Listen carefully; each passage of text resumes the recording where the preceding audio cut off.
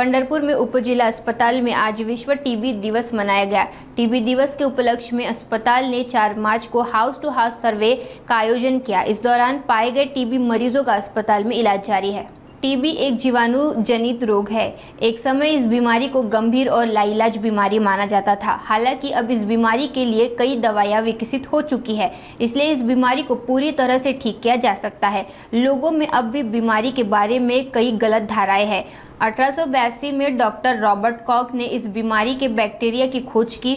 उनका शोध प्रबंध विश्व वैज्ञानिक सम्मेलन में प्रस्तुत किया गया और 24 मार्च को स्वीकार कर लिया गया। इसीलिए हर साल 24 मार्च को विश्व क्षय रोग दिवस के रूप में मनाया जाता है। इस अवसर पर पंढरपुर के उप जिला अस्पताल की ओर से हाउस टू हाउस सर्वे किया गया, जिसमें टीबी मरीजों की पहचान और उन पर इलाज शुरू किया गया। आज 24 मार्च जागतिक क्षयरोग दिन म्हणून साजरा केला जातो। या क्षयरोगाच्या अनुषंगाने 4 मार्च 2025 पासून आपण उपजिल्हा रुग्णालय पंढरपूरच्या माध्यमातून हाऊस टू हाऊस सर्वे, ज्याला आपण घरोघरी जाऊन सर्वे करून क्षयरुग्णांची तपासणी करून त्यांना संशयितांना उपजिल्हा रुग्णालयामध्ये दाखल करून त्यांची तपासणी करून घेतात।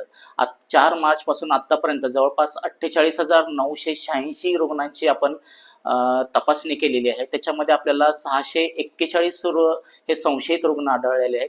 त्याच्यामध्ये 527 जणांचे थुंकी नमुने घेतलेले आहेत, 403 जणांचे एक्सरे केलेले आहेत, 114 जणांचा सीबी टेस्ट केलेली आहे आणि त्याच्यामध्ये आपल्याला 15 हे रुग्ण हे पॉझिटिव्ह मिळालेले आहेत। आणि या 15 रुग्णांच्या संपर्कात येणारे जे त्यांचे नातेवाईक किंवा आजूबाजूचे लोक आहेत, अशा जवळपास 75 लोकांची आपण CYTB या टेस्ट करून त्यांना आपण TPT म्हणजे टीबी प्रिव्हेंटिव्ह थेरपी हा उपचार चालू केलेला आहे। क्षयरोग जागतिक क्षयरोगाच्या अनुषंगाने माननीय आरोग्य मंत्री महोदय यांच्या संकल्पनेतून आपण 1 महिनाभर ही पूर्ण क्षयरोग तपासणी मोहीम राबवलेली आहे आणि त्याचा खूप चांगला प्रतिसाद आपल्याला मिळालेला आहे आणि त्याच्यामध्ये बरेचसे रुग्ण आढळून आले आहेत आणि त्यांना आपण उपचारही चालू केलेले आहेत।